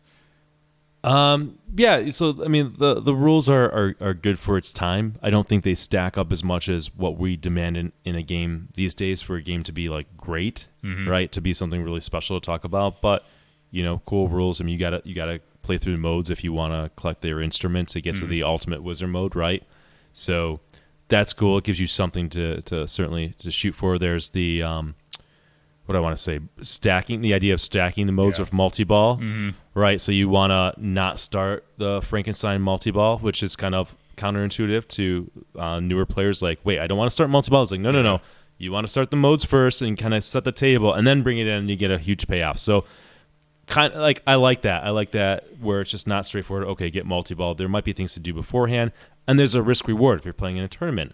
There's times where I'm like, oh man, I just want to start a multi-ball right now. Yeah, it's like ball three I and know, I've done nothing. I've done nothing. It'd be great to bring in modes. So, risk reward in a game, very cool. Yeah, I remember watching one of the early Papa streams, and they were showing super high level competition going on Monster Bash, and they were kind of lamenting the fact that somebody was doing the Frankenstein's monster multi-ball without stacking a bunch of modes. I'm like, I'm never going to be able to do that. Like, do all these shots and then start the multi-ball. I'm just going to start the multi-ball by itself. And then now it's like I've progressed to the point where it's like, oh, at least let me bring in a couple modes, get those going, and then I'll start the multi-ball. So, well, that's the thing about this game, which holds it back from me having it in my collection. I think like the rules are good, they're solid, but and this game is fantastic for beginner players. And again, I know why people have in their collection who've been playing forever. Where I am as a player right now, the game is essentially too easy, and I can kind of go through it, and it doesn't hold up. Once I kind of tackle a game and can get through it, I can see if I own that game. Every time I'd be just getting pretty much to the end, close to the end. Yeah. It's just that kind of game, which is awesome when you're starting off, but you can kind of lose its last ability as a player. So, your love of this game might very much be affected by your skill level. And I was surprised when they came out with the remake. I mean, Dimple Brains is set up harder. I mean, I play in tournaments and competitions, and you can set up hard. I get it, but yeah, it's... Yeah. You'll see. Trust me. Give it a few years. If you're newer, give it a few years. Play a lot of pinball, and you might feel that way. I was surprised that when it came out with the remake, I thought, oh, Martha's going to get this game because she loves Monster Bash, but she's like, eh. And I don't know if it's too easy, but there's some of that plays into it. Yeah. For me, like I guess a lot of it would depend on the level of nostalgia or fondness you have for the game. Like Addams Family, I can get to tour the mansion like pretty regularly, but that game's never leaving as far as I'm concerned, unless they do a remake and make it even better. But so if this is a game that you love and you've always wanted to own it, and the prices have been too high, and now you can grab one for a great price, I think it's worth going for, especially if you got a bigger collection and you want to just have it. When you have the urge to play that game, it's like, dude, I can go out and play this game whenever I want now because I have it in my game room. So right. Yeah, I think if this is like the game that you remember playing back in the day, then it's a great one to have in the collection. But I agree, it's a lot of the '90s games. They were made for the location. They were made for the home. Yeah. So it's not going to be a Hobbit level rule set. It's going to be kind of a more middle of the road. And thankfully now the prices are more reasonable on it, so it makes it more of a reasonable purchase, I think, for most people. I know when people are saying, I'll set up an extra degree or it's too easy. I think you put it even more succinctly. It's got a limited rule set for what we expect today. It's competing against games that have more depth and at a similar price point. And I'm talking about a perspective from, am I going to spend $6,000 on a game? Right? I have $6,000 to spend. What game do I get? Go. Yeah. I think Monster Bash is one of the most fantastic games ever made, but I don't see it ever being in my collection. Right? Just because I lastability is very important to me. And I can see just getting over that game. Just seeing everything, basically seeing, in terms of easy, yeah, you can have games where things don't go your way and you're getting destroyed, but there's plenty of times when you're going to see all you can see in that game. And I've seen all I can see in that game, right? Where there's a number of games in my collections which I'm not even close to that, right? And that's what keeps me coming back. Right. And, the argument of setting it up harder is like, yeah, you can make a game impossible. Sure. But remove a flipper. Right. It's not the way the game is meant to be played, and it takes away the fun of it, and that's not the point. Right. If it becomes a point where you're just artificially making it harder. I don't have any of my games ever set easy. I don't even have my games probably set normal out of the box at like the normal playfield pitch. I always make it even a little harder, right? Yeah.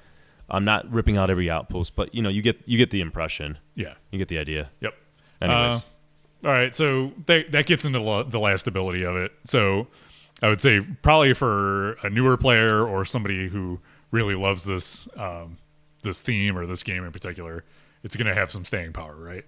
But for a more advanced player, you're probably going to see all there is to see relatively quickly, right? I can see like somebody might be in pinball for a long time, but is not like a competitive player, and just they have it. They like pinball, but they're not as serious as us, right? They're not practicing drop catches, right? They just enjoy playing pinball.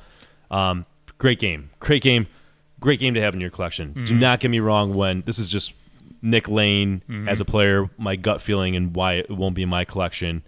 And I would give it an 8.5 because of that, because 9's like a buy for us, right? So you're saying this is your subjective review? This is my... Unfortunately, I'm not a robot. I don't even know you can make an objective robot. One day we'll do an objective review and it's like, this game's got 2 flippers. And it's blue and has artwork and sounds. Yeah, that's it. There you go. But anyways, yeah. So your mileage is going to vary on this game. I think it's, again, one of the best games. I think it looks great in a collection if you're a collector and you're just kind of a casual pinball player. If you're more hardcore, I think your money can be spent on other games that you might get more mileage out of and have a little more of a challenge, deeper rule set to explore. There you go. What do you think? So you're giving it an 8.5? I give it 8.5. Okay. It's a very good, that's highest you can get in a solid game before we get to our bias. So we might as well go over what that is again. Kevin's loading it up. So we'll put that review in perspective. That's a great rating. There you go. So here's our guide. 0 to 2 is a burn it. 3 to 5 is an expensive nightlight. 6 to 8 is a solid game. 9 to 10, get your wallets out. So it's between a solid game and get your wallets out. I think it's a perfect place to kind of sit. Would I put one on location? I think I know it's a business we've talked about getting one. It's in the realm of possibilities with that price point. So maybe I'd certainly consider it. Remake, I would have said no way. The price is way too high. Yeah. But now I would say I think Monster Bash is a 9. It's an all-time great. The price is much better now. The prices have been driven down now that they're re-releasing these games. Made it even better with the update. $6,000 for an A title all day. I would say yes, buy it. This is unlike, if you have kids and you're concerned about what games you have for your kids, like this is a great game to have, I think. Yeah. It's a great buy. All-time great. Monster Bash.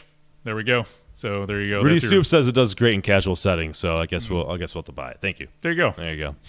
All right, it's Q&A time on Brody Even Talk Pinball. First up is from Psychosonic on Twitter. He says, what changes in JJPOTC, Jersey Jack Pirates of the Caribbean, if you're not playing the acronym game at home, what changes would you like to see or guess are reasonable before 1.0? So it's at like 0.97 right now? Yeah, I struggle to think what's lacking in the game. I feel like I've just taken I've gotten to the tip of the iceberg. Yeah. So for me, the one thing that stands out is when I get to a wizard mode, tell me what I need to do. Oh, that's a good point. I don't get to wizard modes yet. You haven't gotten to them yet? I've been to like one or two, but when you get there, it's like, oh, it's happening. Crap, what do I do? And then it's over. Like I played, which one was it? I can't remember which one I played yesterday, but it was like the one where you have to obey the compass. And I hit like one correct shot. I watched the video back because I was streaming it. I hit a correct shot at added time, and then I like missed the shot, and it took all my time away, and my mode was over. I was like, wow. Okay, it would have been nice to know before I started flailing around what exactly was going on. So. No, I'm with you on the wizard mode. So somebody was saying, I think on Pinside, like some more, just more like pop and circumstance around it. Yeah. It doesn't need. I like that Kiefer has single ball play. Yeah, I am a 100% proponent of that. Yeah. I know Lyman has the same mentality about single ball play, like not making everything a multi ball. So that's good. It makes it way more intense. It needs some more fanfare, I think, around those, which I'm sure they'll build in because they're kind of quiet, right? There's not a lot happening when you get to that. Yeah, they all have especially compared to the rest of the game. Yeah, they all have their own music, so you'll notice like unique music in each mode, and there's different graphics on the screen. But just the choreography isn't all there yet. The other thing I think they will add before 1.0 is probably the ultimate wizard mode, where if you somehow manage to play all 5 wizard modes, I'm not worried about that. Yeah, that it'll be there because then technically the game will be feature complete and it can be 1.0. The other thing that we've talked about is sinking the ship. Like we want the choreography to go nuts when that happens. Right? Yeah, and I know that that it's come up in Pinside and David Theo's like, are you kidding me? There's all this, and they've added more, but. I think they could do more. I'm sorry, because they spoil me with Hobbit now. Yeah, here's my philosophy. We know what JJP can do with their lights and sounds. Yeah. It can happen where you sink the ship, and it's such a cool moment. And it needs to hold the ball and like let you celebrate it a little more. It doesn't do it. Like, let's say you play 10 games. How many times are you sinking the ship? Like maybe 3. Yeah. Okay. And Kevin's played a lot. Knows. Yeah. So I can see somebody who doesn't know the rules or doesn't really know, never doing it. So that's the kind of thing that you can definitely have way more hype on because it doesn't happen a lot. Like, think about when Sparky happens. Yeah. You can't cancel out of that thing. So you've got to watch the sequence, and it goes on forever and a while. Okay, that might be too much, but like the sinking the ship, I say after you do it, hold on to the ball because it also releases the ball back and play pretty quickly. So it's sort of like you might not appreciate the cool moment. Yeah, and sometimes the animation plays and it's like hitting the ship, but it doesn't sink, and I'm like, I don't know if I sunk it or exactly. if it's just hit. So I mean, that game could needs just a little more differentiation. light up of explosions of color, like and all red, like it's on fire. Yeah, like the extra ball, right? Yeah. Like on Dialed In. Yeah. Like that's you. I know you like that, but that. like some kind of choreography. Like I just blew up a fucking ship. Yeah. Kind of deal. Like one of the coolest toys, one of the biggest moments in the game. So it does need more. I'm sorry, guys. I know you're getting there and you're doing more. I saw your post, David. The question came through. We had to answer But it. it's such a cool thing. It needs more. It needs more. We love it, and we want to love it even If you more. were sinking the ship like every game, multiple times a game, that would be obnoxious. Yeah. But because it doesn't happen like that, then you Yep. could do more. It could be like on Smaug at the end when he like lights the playfield on fire. Just like, yeah. And we talked about things like, I mean, they're doing this like more call outs on the ship when you're on the ship and like hitting this. So yeah, it's cool. I think we're happy. Let's ask that question again in a couple months. So I'll be spending more time. It just needs the polish and like the call outs and everything that it'll get there. The JGP level. I mean, if any other company put this out, they'd be like way past done. Yeah, I'm like, that's serious. good. Like, Moving you on. know. Yep. But yeah. All right, from Steve K. Haberman, Pin Daddy. He wants to know, what do you think are a few of the most overrated pinball games in your opinions? God, that's a good question. Kev, can you go? Let me think. I should have thought about this more, but I know we've talked about this. I know I usually have on my tip of my tongue, which is overrated. Game of Thrones. No, I don't think it's. I don't think it's overrated though. What's a game that what we could do? Let's go to the Pinside Top 100. Oh yeah, there you go. No better way to do it than that. Let's see. Let's see what's at the top 100. Medieval Madness. That's good. AFM, I mean, Monster Medieval Bash. Madness is good. It's not number one good. It's the best game of all time. Pinside says You know, so. this 20-year-old game. It's not. I'm sorry, you can't have a 20-year-old game competing with what we're doing nowadays, right? So I think that's overrated. That's pretty subjective. I think Kevin's making subjective jokes. Yeah, I can't help it. It deserves to be a top 10 game, Yeah. number one game. I think it's too much. Go back up to the top again. So the next is Attack from Mars, number 2. Again, good game. Is it number 2 at this point? You know, come on. You got JGP games which are just fucking amazing. Monster Bash is 3, Twilight Zone. I think I agree with Wildcat, Indiana Jones, the Pinball Adventure. That's all like toys and theme, like that game. Where it's not even in the top 10 though, is it? It's 11. It's 11. It's pricings. Yeah, it's heavily on theme. If that was Judge Dredd, all right. Yeah. It would not. And would the not price get is it. way up there too, so I think that qualifies. That's an overrated. Not a bad game. Not saying it's bad. It's just, it can fall into the overrated category. I think Addams Family, sorry Kevin, is a bit overrated. Yeah. Because that's the game that everyone's like, It's I know got the nostalgia hype. I know it sold the most of any pinball and blah blah blah, and it's expensive, and it was cool it's amazing for the time. But nowadays with the kind of lame rules where you just hit 2 shots over and over again, that makes it overrated. Yep. Tales of the Arabian Nights, I think, is overrated. That's It's like it's not much 15 on there. the list, so it's dropping down. Yeah, but still, it's like the number 15 pin of all time. Terrible rules. Yeah. Absolutely terrible. Never even consider that a buy. I kind of like all these. Circus Voltaire is kind of in that same camp. Yeah. I like that game a lot, but at 23 again, it's I getting- forget that game exists, to be Yeah. honest. Ghostbusters number 27. We're getting into the 30s, so Yeah. maybe we've So- hit the ones that are most overrated, I think. There you go. So there's some overrated talk for you. Sometimes classics get overrated with the amount of money that people pay for them. Yeah, that's true. It's still like, it's an awesome game. I'm not saying it's not one of the best classics, but when you get into some prices for that. You know what game's overrated? What's that? Swords of Fury. Swords of Fury is overrated. Way overrated. That's why I sold it in a month. Yeah. And that's before it was cool. Yeah. Before we made But it awesome. it is overrated. It's got some rule issues. It I does. think. There's not a lot to do in that game. Yeah, like the layout's unique and it's cool and all. If And somebody, I love it. I have it in my collection. Yeah, if somebody went through and they redid like what's going on, it's got a cool jackpot, but yeah, it's sort of like there's not much. Once to you do do the jackpot, That's it. What do I do now? Mm-hmm. And you can't even get the jackpot more than once in multi-ball. You get it once and then you're done. Yeah, preach it. Done. I know. There you go. I'll throw some shade on my Cactus own games. Canyon overrated. Yeah, I think so. Yeah, totally. Especially with the limited rule set that Yeah. it's got. It's got some cool features. I like forget about that. Again, it's another game I forget about, but it's expensive and people love it. I like the little guys that pop up and you shoot them down. That's fun. Mm-hmm. All right, let's go into some Discord questions. First one's from Attack. He says, "What's on your pinball Christmas list?" I kind of want those mods I was talking about. I think I was talking. You know what? What did I tell you? I know what else is on your list. I was gonna. I don't have much money nowadays because I've been spending it on God knows what and VR. Modifications VR. Yeah. So, I set a shaker motor for Big Buck Hunter. I wanted to buy a Big Buck Hunter a Christmas present. Yep. But you know what? That's when they weren't drilling the holes in the cabinet, so I'd have to drill the holes in it, and it's just like. Here's the deal. There's just too many steps. I'm really lazy these days. I got so much going on. I just can't. No. Maybe if I wasn't operating pins and doing streams and doing pinball shows and had all these games, like Yeah, you got to draw the line somewhere. I gotta draw the line. So You it's got to have not. some time to go into virtual world. You gotta have time to play the fucking games. Yeah, exactly. So I'll probably pass on that. Maybe I'll get the mods that I was talking about earlier for JJP. I'm keeping an eye on what the mod couple are doing. I'm glad they're investing time into that game. Yeah. It doesn't need it, but hey. I kind of already did my Christmas list shopping. Drill the holes, Nick. I know. I kind of want to.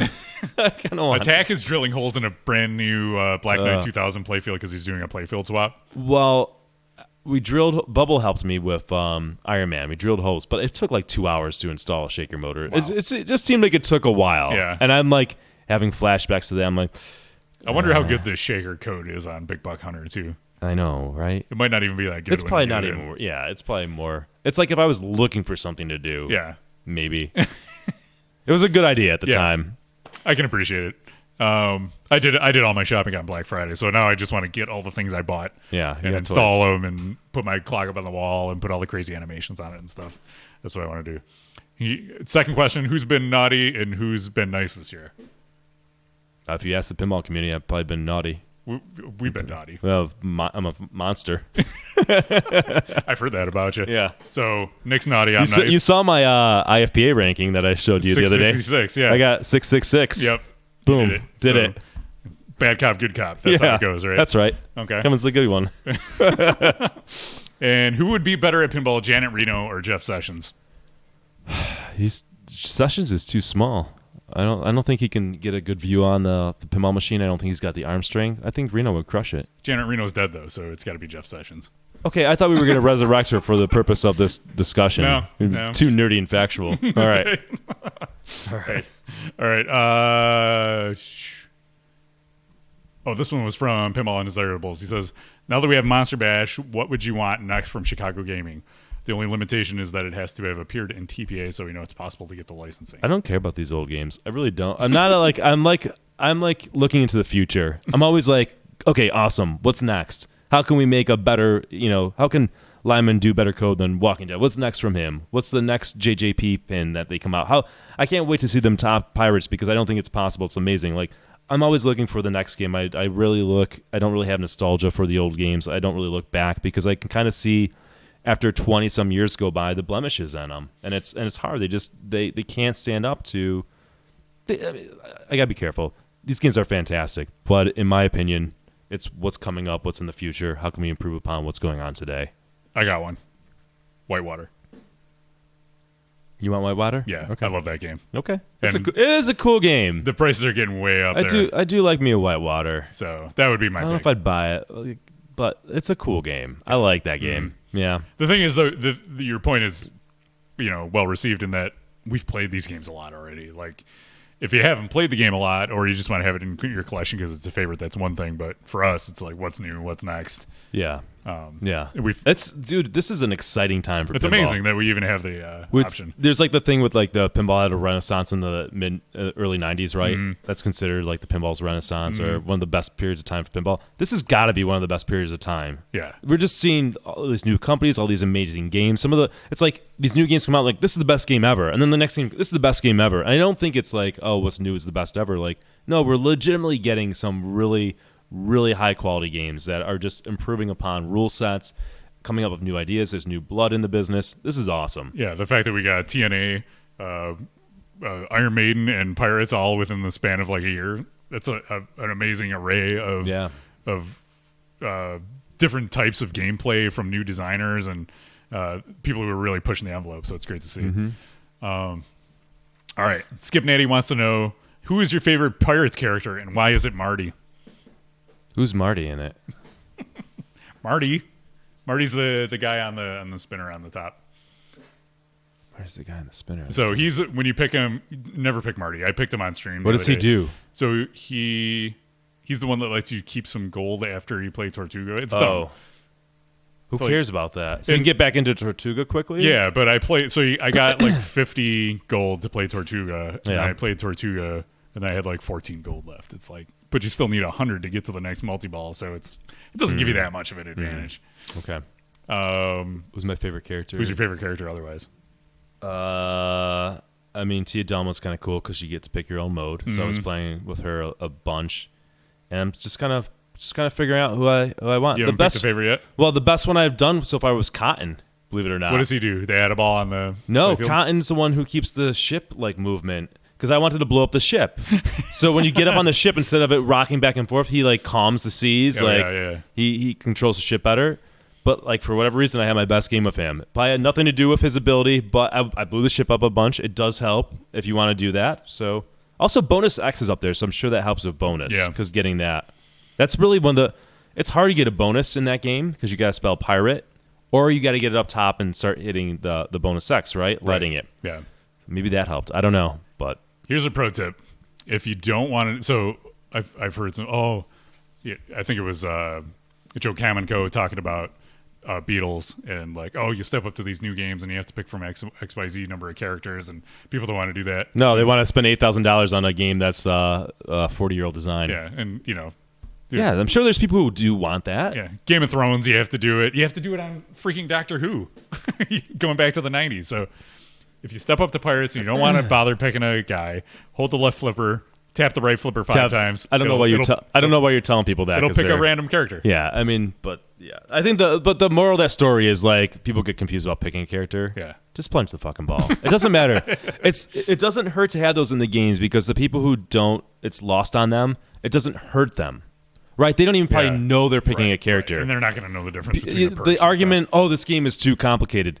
The people don't know that it's too. They don't even know what they're missing, right? They don't know what they don't know. They're going to pick Jack Sparrow because that's the guy they like from the if movie, they even can figure out that they can pick somebody. Yeah, they're going to pick their favorite character in the movie. That's it. It doesn't ruin it for them. Yep. Yeah, it's fine. Like I said, they can't even figure out how to put coins in the machine. Having the character selection is not going to break anything because you can just plunge the ball. It's not like it keeps you from plunging the ball. What's going to happen is people are going to step up to it and just plunge it. That's it. Yeah. I do like the random select though, and it forces you to try to learn some of the different captains.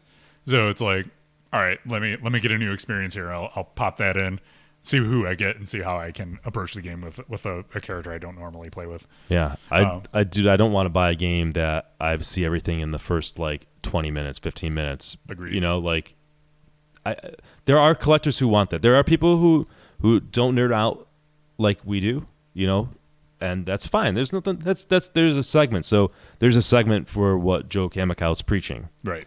But there's also a segment for us that when you spend this kind of money on a pinball machine and you anticipate having it for years and years, maybe the rest of your life, you want a lot out of it. You want a lot of content in there. Yeah. I agree. But back to the point, my favorite character is probably Norrington.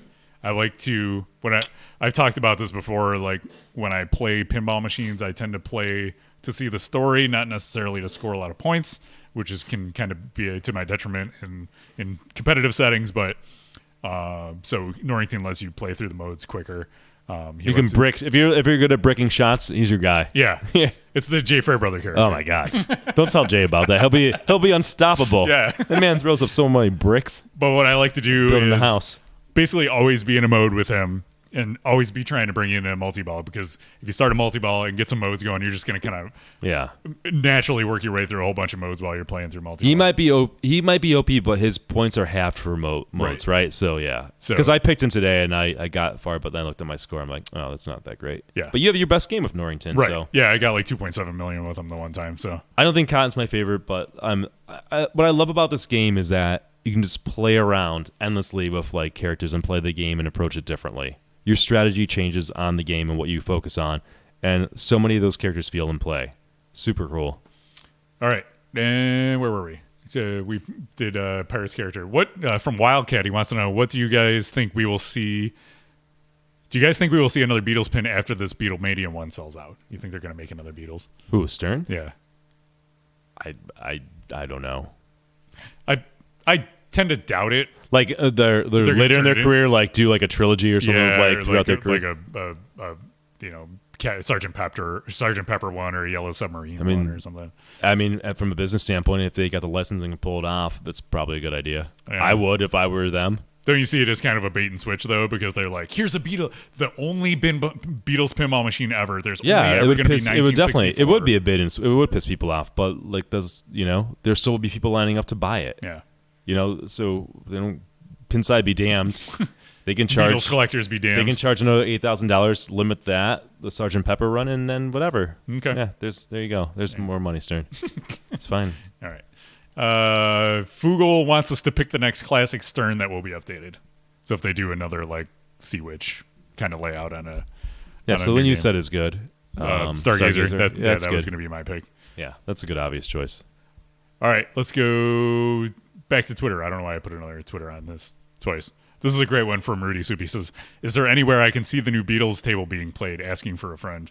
It's funny because he streamed it this morning. He did. Is he what he did? He's clever. Yeah. Okay. So you can see it on our YouTube channel, and you can also see it if you're watching live. We're going to run the rerun after this. So. There you go. Stick around. All right, let's wrap it up. I'll let you do the honors. Oh, follow us. Guess what? We have social media. Yeah, we're advanced. Yeah. So you can catch us on the Twitter. They're all right here. On the Facebook. I was going to do it from memory. Okay. Instagram. Snapchat with Kevin's got private weird Snapchat. You got to sub for Snapchat. Just give that out to anybody. YouTube. And we got a Steam group even. Yeah. We don't do much in there it's anymore. It's like a graveyard. You can go there and hang out with folks who used to. And our Discord, right? Yep, Discord. You can get into Discord action. You can email us with questions. It's another way to reach out to us. Our email is talkpinball@gmail.com. It sure is. Send us your questions. You can follow us and subscribe on Twitch, which lines us with all the riches in the world. And so many riches. It's either $5 a month, or if you have Amazon Prime, that means you have Twitch Prime for free, and you get one free subscription a month, and you can use that free thing on our channel. It costs you nothing, but we get a couple bucks from Twitch. The only pain in the ass about that is you got to re-sub every month if you do it that way. Yep. Versus if you just type in your credit card information, hit that sub button, boom, you're on a streak called Easy. And Kevin and I are just buying mods and throwing away our money on. Wish it was like that, but yeah. Captive balls and things. Anyways, we appreciate it, guys. It keeps us going. I look, and I check how many people are engaged with us in chat and how many people are watching us. And honestly, when it's snowing out and Kevin's 45 minutes away and I'm not feeling well and tired, I was like, God damn it, got to go do a show. We got a show to do. People want it. The people are wanting it. And some viewers demanded Patreon. That's not been a big hit, so whatever. It's there. If you guys want to show us some love on Patreon, you go to patreon.com/Buffalo Pinball. Donate any amount of money you want. Again, even $1 a month. It renews automatically. $1 a month, less than it's a 1 cent more than McDonald's crappy coffee. So, and I think we're way better than that. So there you go. All right. One more thing. If you haven't, for whatever reason, subscribed to the podcast, or you're listening to this and you don't have it subscribed in your latest podcast feed reader thing, subscribe. And then every show will automatically come to your phone and you can just listen on demand whenever you want. The other cool thing is you can leave us a review. You can. You can do that on iTunes. Where else can you do reviews? Is that iTunes the main is one? the main place, yeah. Yeah, you can throw a review up there. Yep. Can you do it on Stitcher? I don't think so. I don't think so. No, Yeah, you can say something nice about us, and I think that appears. Yeah, And- it helps other people find us. Yeah, so people are searching for pinball podcasts, and you're like, man, these guys are doing a pretty good job. I think people who are looking for pinball podcasts and want to learn about pinball, by leaving a positive review, that helps us introduce them to us. All right. Until you. next month, don't forget to tune in on Sunday for Batman 66 1.0, 2:30 p.m. Twitch.tv/. 2:30 p.m. Yep. Okay, good. That's good. That's good. Works for me. Yep, that's good because we have it all set up. So I'm glad you right. can make it. We should go to Linda's Diner. I I'm like just saying. All right. Linda's. All right. All right. Bye, guys. See you guys.